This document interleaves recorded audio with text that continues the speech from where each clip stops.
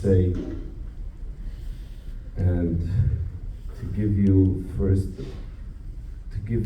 our feelings. That means a lot. Our feelings is, first of all, thank you for your support, for willing to support us, and not only us, because we are a part of Am Yisrael, and you're part of Am Yisrael, and we're all together in this mission. And unfortunately, yes, we are the group, the people that are doing their job, as mentioned before, to bring all these Kedoshim, these holy people that were killed only because they're Jewish, to bring them, to give them the last respect, and to respect the families. That's our mission. And I'll start a little bit, first of all, the connection with this place to our organization. I was told, I don't know who remembers that this shul, the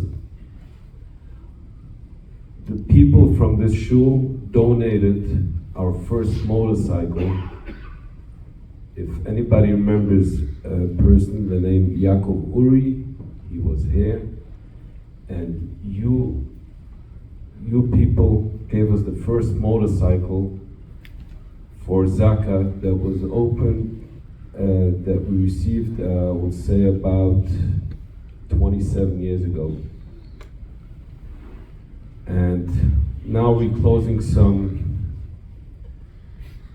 we're tying it together with what we have today.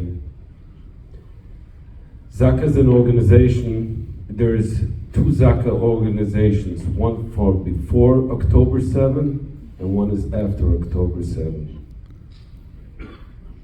We have 1,400 volunteers in Israel, field volunteers, that we do a daily, it's an annual, it's everyday job. It's all volunteer, only 7 or 8 people on a payroll for this organization. But what we have, Zaka is the Zihui Korbanot Ason. That's the definition. That's one definition of Zaka. It's identifying unnatural death. And the other definition is Zekiruv Achim. That means we bring the brothers together. And we saw that. Now we saw that for sure, but it happens every time. Zaka is handling every unnatural death in Israel, and they have other teams. If it's the diving team, if it's the K9 unit, it's a search and rescue team, and they work all year round for every unnatural death. It doesn't make a difference if it's Jewish or not Jewish, because as we know, everybody is God created, and we have to give the respect for everybody. From October 7th, this organization, especially the volunteers, has changed. When in the normal circumstances, we know every car accident or something else, it could take us an hour, 2 hours to make sure that the person is getting his full respect, and the families, for sure, that's a part of our job, to notify the families, and we have to give them the respect. So it takes an hour or two, and we know. The last time we had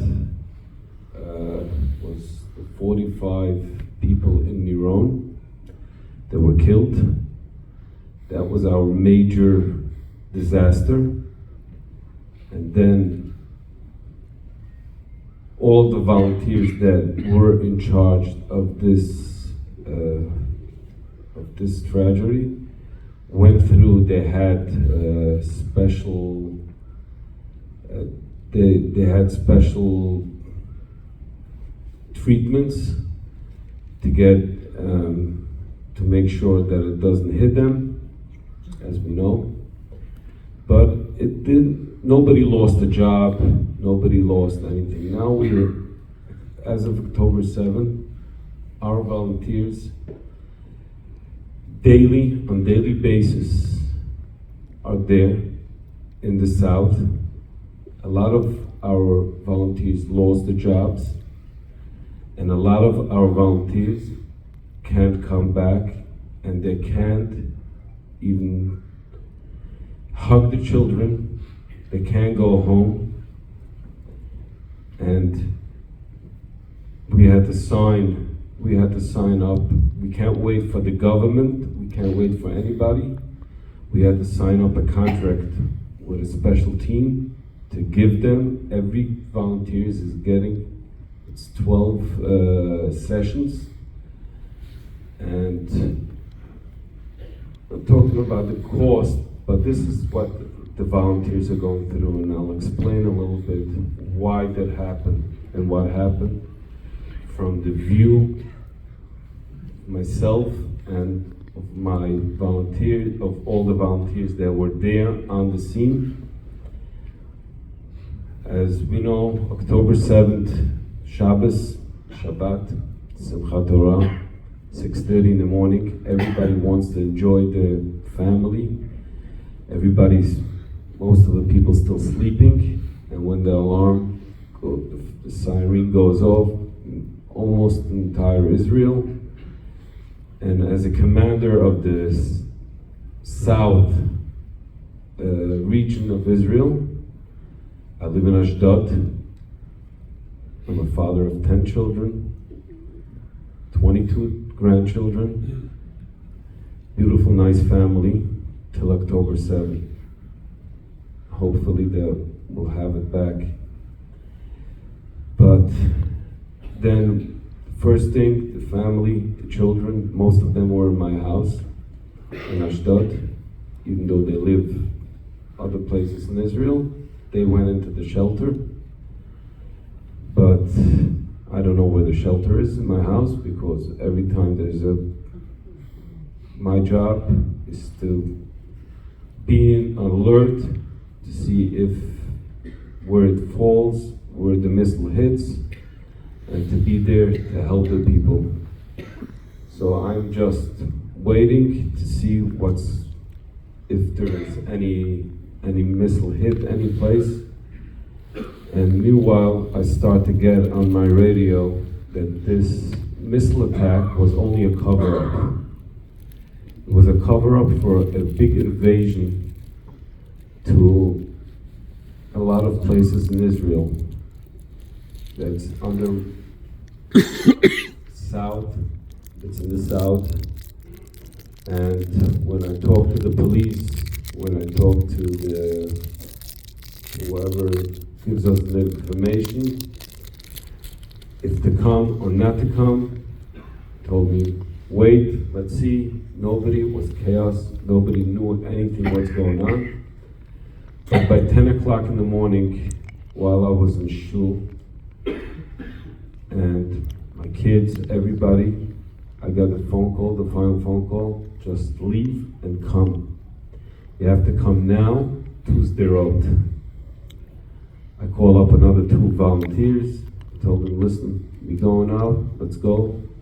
I met my son while running out, going home and take my equipment. And I told him, tell for mommy that I don't know when I'm gonna come home, but you keep up the meals and everything. I ran out and I was starting to drive. When we got next to Yad Mordechai, there was roadblocks, and the only thing you see over there is bodies. Soldiers on the side shooting, having a fight with terrorists that came from Zikim, from that places. And when they saw us, they told me, go, just go and watch yourself. I was covered with a helmet, and another volunteer had a helmet with a bulletproof vest, but the other one didn't have that because we were short and we didn't have where to take it. But we said we're going. We arrived to Sderot about, I would say, 11:15. Arrived to Sderot. Sderot was a battlefield. It was something that we never had. Fighting, constantly gunshots, going back and forth, seeing bodies, blood all over. See cars just stop the middle, people in the cars, outside of the cars were shot. So the first thing that we start to do is trying to save lives. That's our mission. We're 95% of our volunteers are EMTs. So we start to look for people that we can save their lives. And thank God, Baruch Hashem, we found the people that were still alive, but badly injured. We gave them the first aid, put them into my car, and another car that was behind me, and just taking them to a field hospital that was open, that they opened up in the entrance from Sderot, without knowing what's going on further, what's going on in the houses. Meanwhile, we hear that is hostages, that they have hostage issues in houses, in police station. And we start, and then we get attacked, and we had cover up the army. They covered us, and then we started to go and to collect the bodies, all over bodies. Then we found in a car a 5-year-old child that mother and father were killed in the car. She was alive. And we managed to take her out of the car and give her we put her in a house over there that she should be safe. After she begged us that she wants to see her father or mother, unfortunately we couldn't show her. It's heartbreaking. And we started to think, the bodies. What are we going to do now with the bodies? I saw a truck parked on the street, civilian truck. I just broke the lock of that truck, and this is going to be our storage room now for the bodies. In the meanwhile, more volunteers arriving, and we gave them go to Ofakim. We had our volunteers go to Ofakim. 22 kilometers from Gaza, where they entered and they killed 34 people. And the police officers were heroes over there. They stopped the killing of a lot of people. And we started to work over there. We didn't have another truck, so I called up one of my drivers from my company, that I have a company with trucks, and I told him, you get now to Ofakim with the truck, we gotta use our trucks to take the bodies.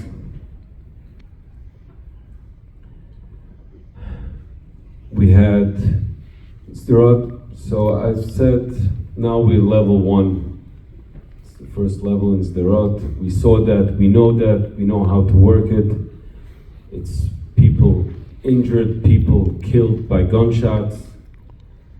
But we saw that in the past, nothing what to be, only thing what bothers us is the quantity. The quantity was terrible. Then we went out to the road. It's Fish 34, it's called, right out of the road. Going to the south, going to the kibbutzim, going to Gaza.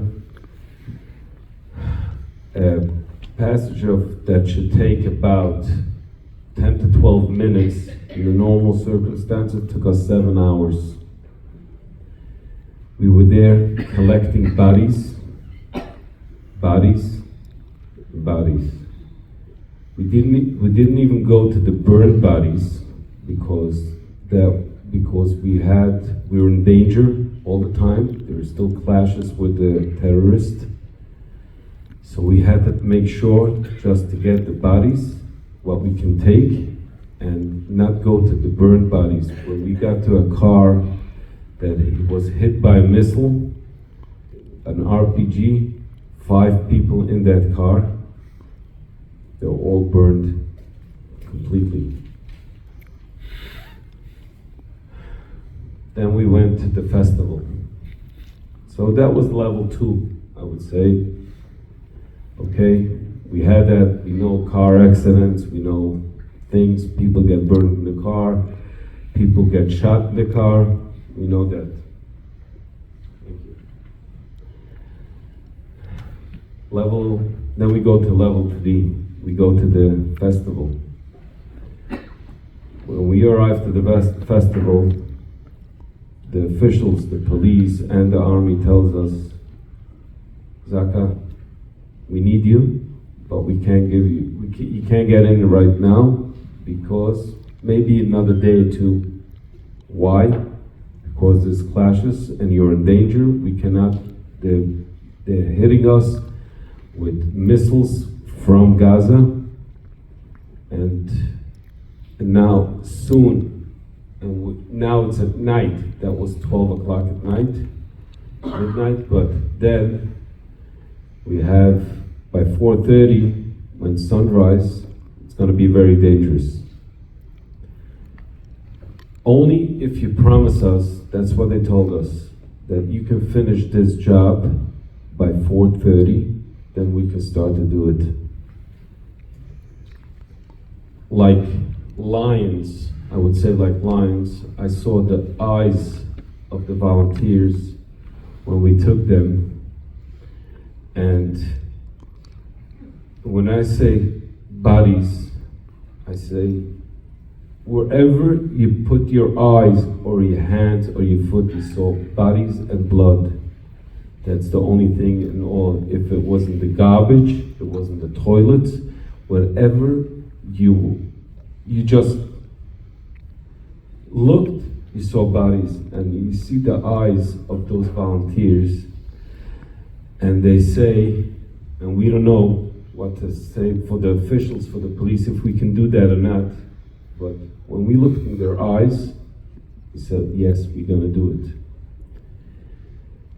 207 bodies were collected, put into body bags, gave them the full respect with 3 hours and 20 minutes. By 4:20, we were done with 207 bodies.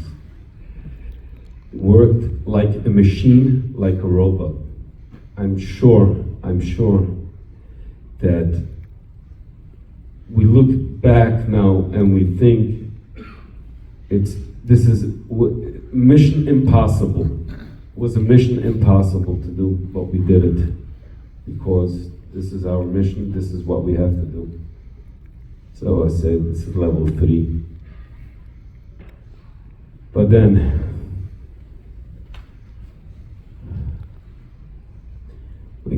when we get into the kibbutz, the first kibbutz when we went in was Kibbutz Be'eri. Kibbutz Be'eri, I don't know if people were there any time. It's the most nicest place in Israel. till October 7th. I'm not talking about religion, I'm not talking about political side, I'm talking about a place as a Gan Eden. It was beautiful, everybody had the space, everybody had nice place of living. When we got in, we smelled and we saw the death, we saw what happened over there. But we thought so. And I'm sorry, this is getting now to the part that I said in the beginning, that a lot of our volunteers, and unfortunately I'm one of them, when we go home, it's very difficult for us to hug the children, grandchildren, or anybody else because what we saw. We went into a house, the first house, we had it divided into teams. Every team was 6 volunteers plus 1 commander that he's handling it, and that commander had all the teams for 6. Every house had 6 volunteers to go in, and commander, now there was other commanders too for sure, that they went in, they got a different row of houses to go in and to start. And we can go in only, we're the second to go in the houses. The first one is basic, the army, it's called SAP, Siluk Ptsatsot, the removal of the ammunition, bomb removals. That's for our safety, because we know the amount of ammunition, the amount of bombs that were there, everything that we were, and every second was a danger for us. And they went in, and they didn't look at the bodies. They just looked around, and they made sure that it's nothing, no hand grenades or something that could danger our lives. And we went in with them. They're covering us with another team because there was still going terrorists. They were hiding, and they came up every other couple of minutes. Another terrorist came shooting at us while we were there. So they covered us, and we went into the house, and that soldier told me, listen, Yossi, I would recommend you go in first, and then to see what do you need, what kind of, the group, the volunteers, which one and how much. So I went into the first house, said to myself, okay, I can't do it, I can't, but we have to do it. I called in the team, I need a double team. We need 12 people over here. I called in 12 people, and I'll explain you a little bit what we saw when we got into that house. If anybody goes over there, you can go into house number 612 in Be'eri. We go in, we saw father and mother. There, when we came in, we saw only big, huge puddle of blood. The dining room was just blood. Then we see on one side of the table by the wall, father and mother, hands tied to the back. They're on the knees, head down, shot in the back. Okay. The other side of the room, exactly against them, was 2 children. Young girl, a young boy, same position. calling the guys. I told them, listen, we have to. Then we started think, and afterwards, when we spoke to I spoke to volunteers, everybody had the same thoughts like me. We thinking, who saw father, mother, they saw the kids, why they were being tortured. Kids saw the father and mother while they were being tortured. And when I say tortured, missing body pieces. Those terrorists were eating the meal on their table while they were torturing this family, and then killed them in the with a shotgun. So my team told me, Yossi, we can't do it. We have to go home. We have to leave. I told them, no. I'll do something crazy, and you have to be prepared for that. I set them down, all the volunteers in the middle, in the puddle of blood. We just sitting. We took our hands all together and we started to sing a song, Ani Ma'amin.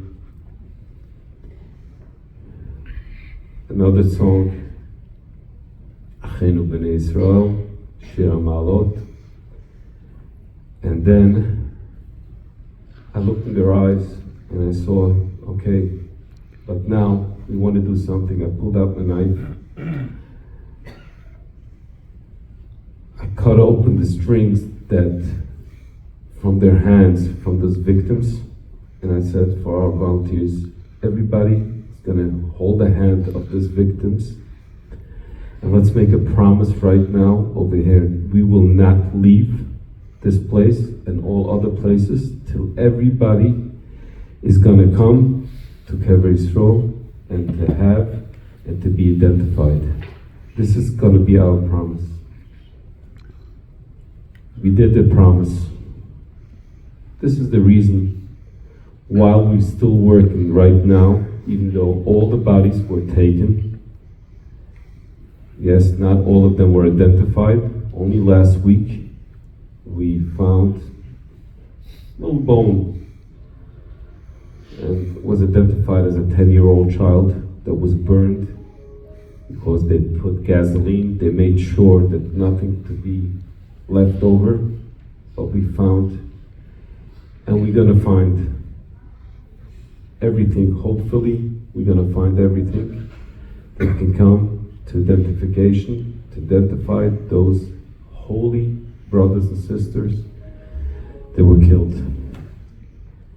So this is what our volunteers are facing right now when we go home and they have children, a 6-year-old child, 7-year-old child. They can't look at the face. They can't hug them.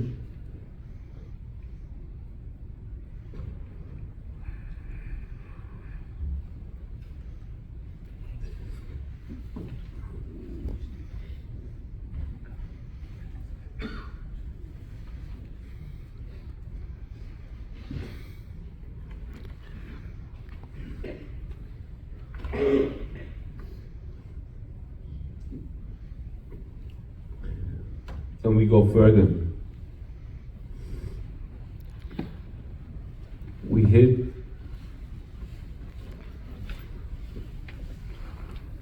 the Marpa'ah, there was a big fighting over there in the clinic. We saw what went on over there. We saw exactly what went on over there.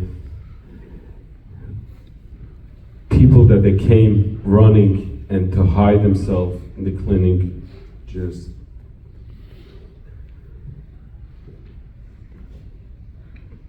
brutally killed over there. The paramedic over there that she was fighting, she was raped and she was killed because she tried to fight back.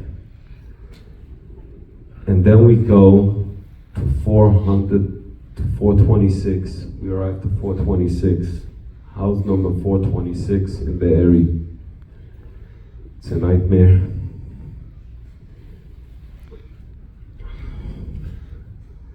.426, when we come in over there, we see in the front a lot of blood.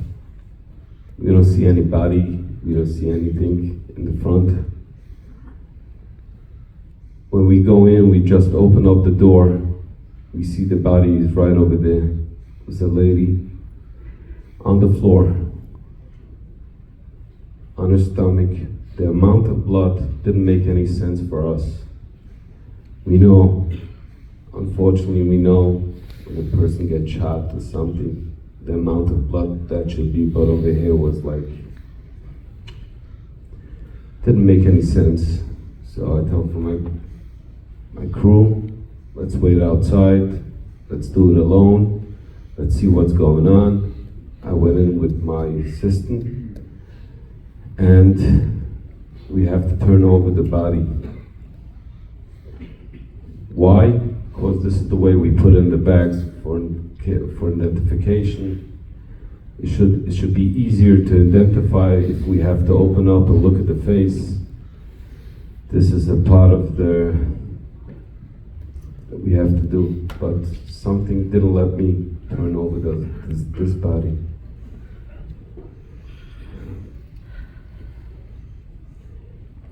I saw what's going on. This was a lady, a 9-month pregnant. They butchered open her stomach. That baby, mature baby, had a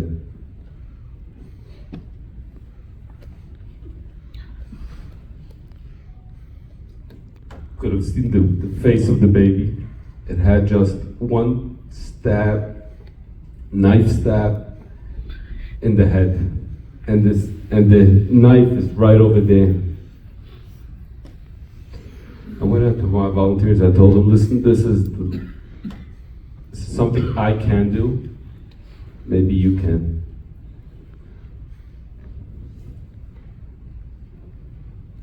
Now it's their turn to encourage me. Yes, we're gonna do it. We had a debate. We started to think. We had started to argue. 2 arguments. One was if the mother saw that, if the mother felt that,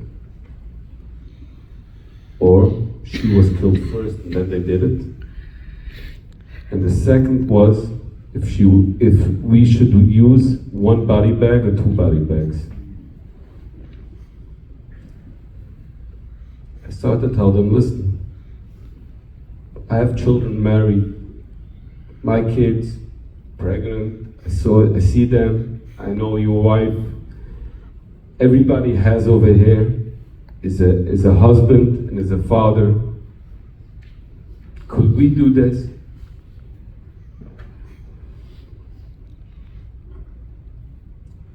Now the same thing that we had before, we did it. We did it, we put them in 1 bag because they died together, they have to be together in 1 bag. I can tell you that last week Friday, I received as a tzollah in Ashdod a call that a woman, she doesn't feel well. I came not far from my house. When I opened the door, I came in, she was a pregnant woman. I just turned myself around, I couldn't look at her. And this is what I hear from all our volunteers. They're so down, but they still, in their eyes, they have their holiness in their eyes, and that they have to finish the mission. When we went into Kfar Aza, and we saw 2 piles of children. 2 piles of children. She was piled up, hands tied to the back, not even shot, but burned. It took us for 30 volunteers. 5 hours to separate them because they were all together, burnt together.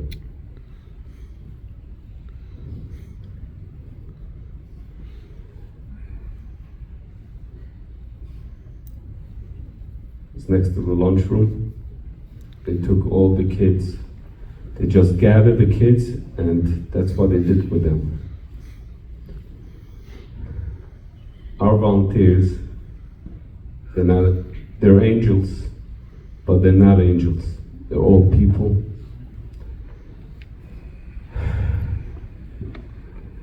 They all have a family.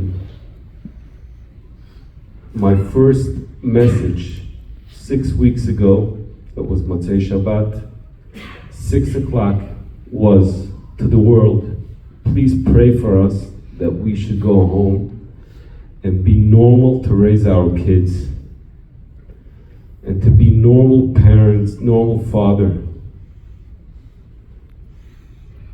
And thank you, I would say thank you for the world, for Am Yisrael, for Klal Yisrael, that they're doing it. Because as I see it, it's impossible in the world. It's impossible. I say impossible, whatever we saw. And I don't know if there is anybody over here in this room that saw that video that the government, 47 minutes that they gave out, that it's horrific and it's horrible. And I would say that's only 10% what our volunteers saw. Only 10%. So you could just use your imagination, what we saw and what we went through. We are here now. Yes, we never did it. I never did it. And I'm not ashamed. Because I'm not ashamed to ask for help. Because we feel, and I'm sure you feel, that we're one part. We're Klal Yisrael. We're doing it for Klal Yisrael, for Am Yisrael. Our equipment that was supposed to be for 5 years was emptied out in 2 days. Only to cover, we came out this Friday, 8:30 in the morning. I'm in New York. I receive a phone call from a person in Ashdod. He's not a volunteer, but his neighbor is a volunteer, and he told me, your volunteer next is my neighbor, and he gave me the name. He doesn't have anything for Shabbos. He lost his job. Why? Because he was there 5 weeks on the scene. He lost his job. This is like all of them. I just called up the grocery guy. I told him, listen, take my credit card for now and just send him home. I gave him the amount, send him home everything. And that's what he did. And this is phone calls that we're getting every day. That means that, and in order for us to go further and to be helpful for after October 7th, it's gonna take still time, but for daily, for yearly uses, we need your help. And thank you for hosting us, and really appreciate it. When I met Rabbi Trump in Israel,